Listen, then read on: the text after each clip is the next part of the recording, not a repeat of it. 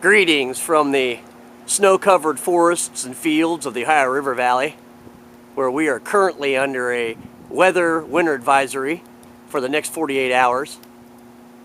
And I really felt that the time had come to address this epic battle for survival that is being waged by communities and towns throughout Alaska over the last 2 months. It's a story that I've been following closely for the last 7 or 8 weeks. And I really wanted to offer a quick Ice Age update as a salute to my fellow Alaskans, my family, and my friends in the region who, in my opinion, are fighting the opening salvo of the dawn of the Neo-Ice Age. Now, I'm sure that many of you right now are saying to yourself, well, of course they're having a big winter. This is Alaska after all, and rightfully so. But what we've seen out of this young Alaskan winter has been something totally beyond the pale of normalcy, even for that region.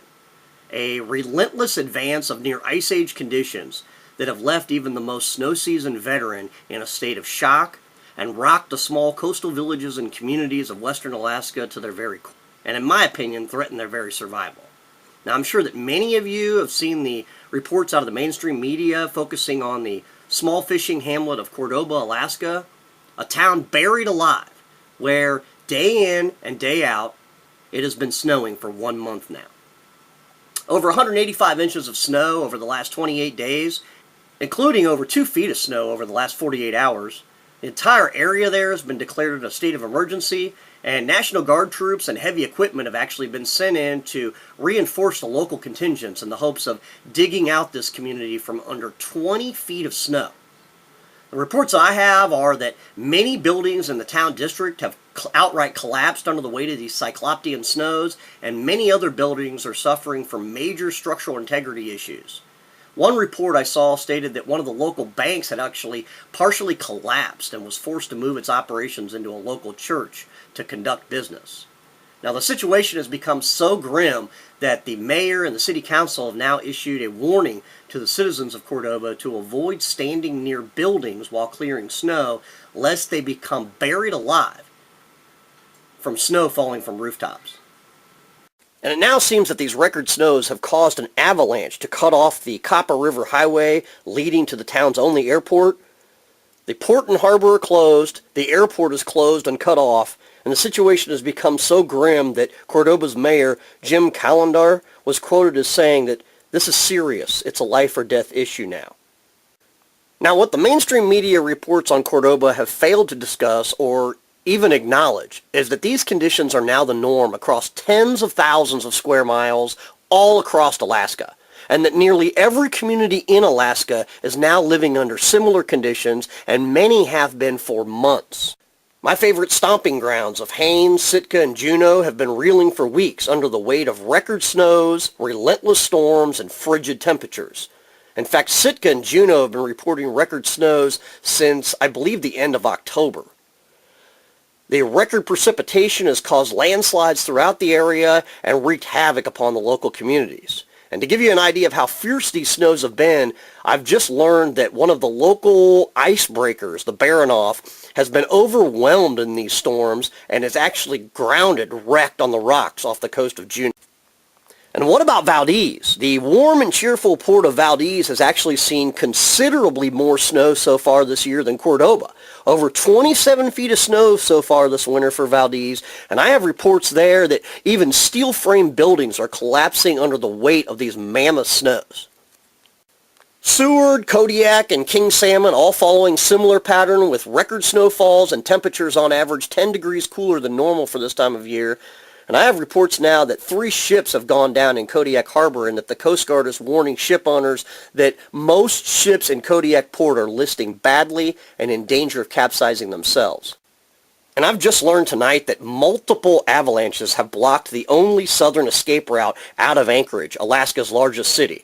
Anchorage, of course, has been pelted with record snows throughout the entire winter season. I believe they're on track to easily beat the all-time record, and through the month of December, they were receiving up to double the amount of snowfall that they normally receive in a typical winter. And lastly, guys, how could we fail to mention the cut-off and desperate city of Nome?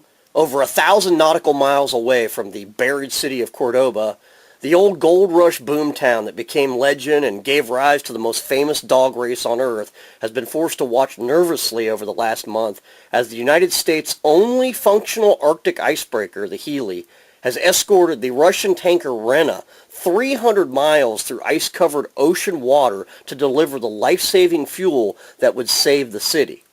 Now, as you all know, massive winter storms back in the fall had made it impossible for the other tanker to deliver and forced them to turn back.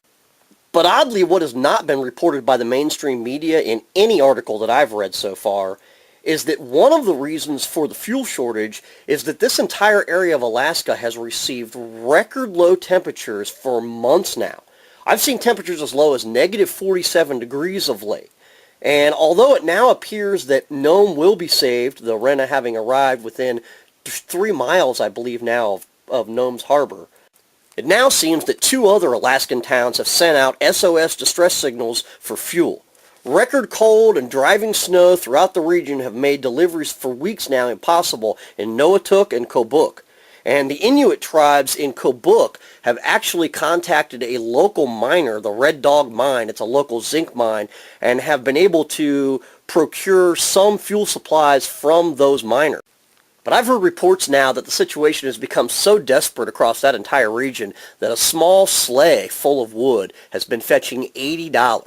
And the situation has become so serious that I saw more than one report of natives in Alaska being forced to burn their own furniture and fish drying racks in order to keep warm through these record low temperatures.